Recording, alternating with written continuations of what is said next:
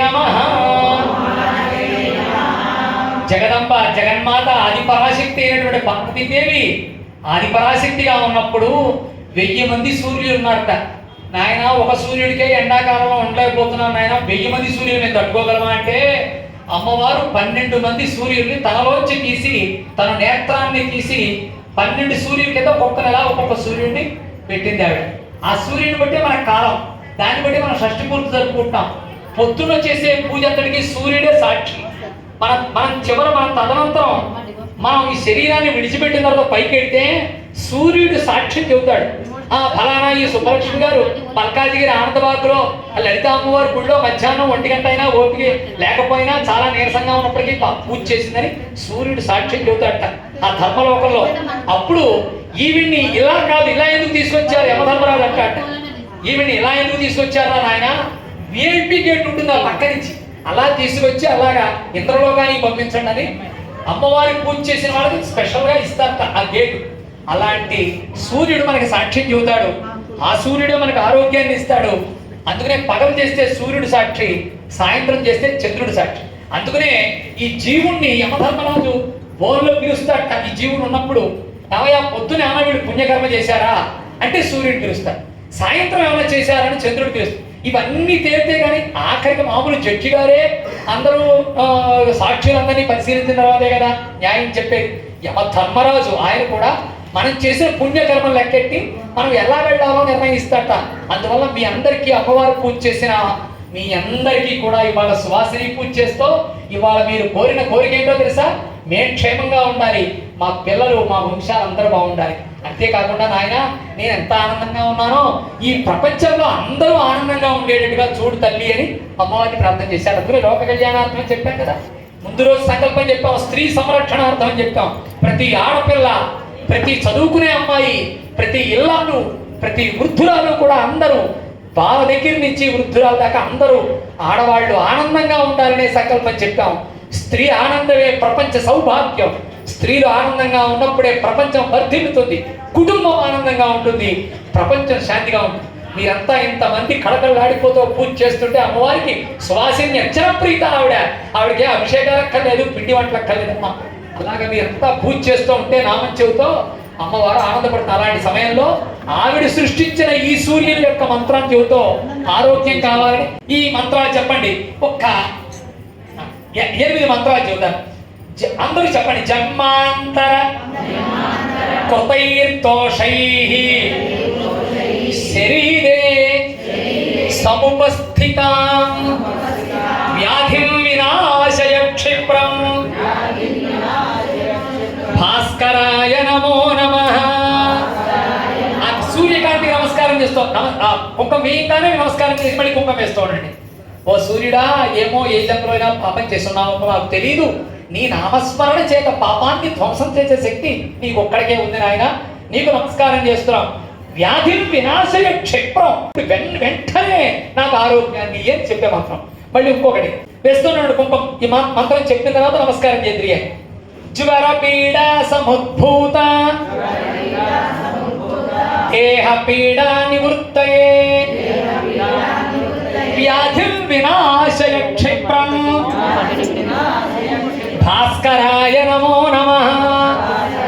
ఎండకి కానీ సూర్యుడిని మనస్సులో ధ్యానం చేసి కానీ సూర్య నమస్కారం మళ్ళీ కుంకుమ వేస్తామండి. శ్రీమాత్రే నమః, శ్రీమాత్రే నమః.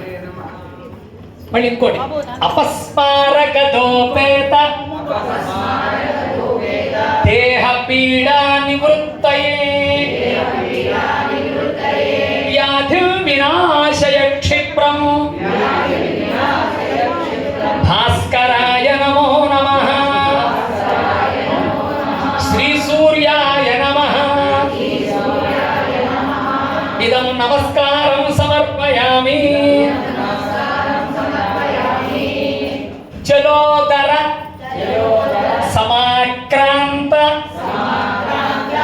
దేహ పీడా నివృత్తయే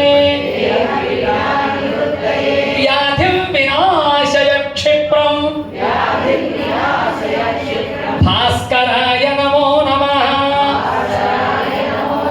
శ్రీ సూర్యాయ నమః.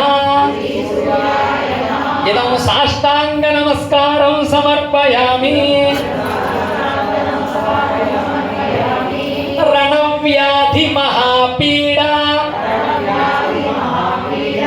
నితాంతః క్లిన్నమానసః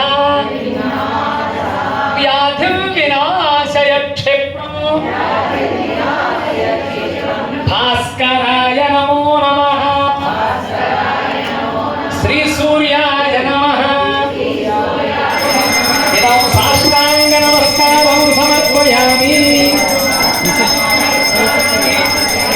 మారీమశూచి ప్రభృతిః సర్వరోగ నివృత్తయే వ్యాధిం వినాశయ క్షిప్రం భాస్కరాయ నమో నమః. శ్రీ సూర్యాయ నమః. ఇదం సాష్టాంగ నమస్కారం సమర్పయామి. సుమంగళీత్వం సౌభాగ్యం సౌశల్యాది మరి సౌశీల్యాది గుణాప్తయే వ్యాధిం వినాశయ క్షిప్రం భాస్కరాయ నమో నమః. శ్రీ సూర్యాయ నమః. ఇదం సాష్టాంగ నమస్కారం సమర్పయామి. ఆదిత్యః సవితా సూర్యః ఖగః పూషాకభస్తిమాన్ సువర్ణస్తవనో భానుః హిరణ్యరేతా దివాకరః. శ్రీ సూర్యాయ నమః. ఇదం సాష్టాంగ నమస్కారం సమర్పయామి. మళ్ళీ వేదశాస్త్రార్థ విజ్ఞానః సాధ్యః భక్త్యే అగోచరః నారాయణ నమస్తేస్తు మాముద్ధర భవార్ణవాన్. శ్రీ సూర్యాయ నమః.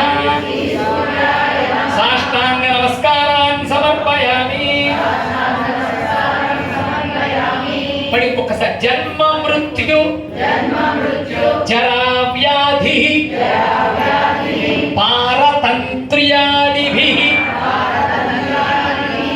సదా దోషైః అస్పృష్ట రూపాయ నారాయణ నమోస్తుతే. శ్రీ సూర్యాయ నమః. ఇదం సాష్టాంగ నమస్కారాన్ సమర్పయామి. ఆఖరిదండి. ఉదయం బ్రహ్మస్వరూపం మధ్యాహ్నంతు మహేశ్వరం సాయంకాలే స్వయం విష్ణుః త్రిమూర్తిస్తు దివాకరః. నమో నారాయణాయ. శ్రీ సూర్యాయ నమః.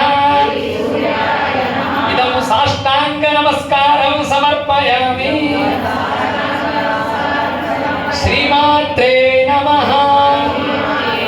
నమో పార్వతీవలయే హర హర మహాదేవ్. ఎప్పుడు లలితా సహస్రనామంతో కుంకుమార్చన చేసినా నమ పార్వతీవలయే హర హర మహాదేవ్ అనాలి. ఎందుకంటే ఆవిడ మహాపతివ్రత కదా. ఆయన్ని స్మరిస్తేనే ఆవిడ స్పందిస్తుంది. మీ ఆయన గారిని పొగుడుతుంటే మీకు ఎంత ఆనందంగా ఉంటుంది. మిమ్మల్ని పొగిటా పొగడకపోయినా ఆయన పొగడాలి, మీకు చాలా ఆనందంగా ఉంటుంది. అంతే కదండి. కాబట్టి అలా ఆమె మహాపతి ఆయన్ని పొగిడితేనే ఆవిడ చాలా సంతృప్తురాలు అవుతుంది. అందుకే మధ్య మధ్యలో హరహర మహాదేవ్ అంట. అది గొంతెత్తి పాడాలి, అమ్మ దాకా వినపడాలి. ఎక్కడో మణిద్వీపంలో కూర్చుని అమ్మకి వినపడాలి. వాళ్ళు ఇప్పటిదాకా చండీ చేస్తున్నారు. వాళ్ళంతా కూడా ఎంత అద్భుతంగా చేశారు.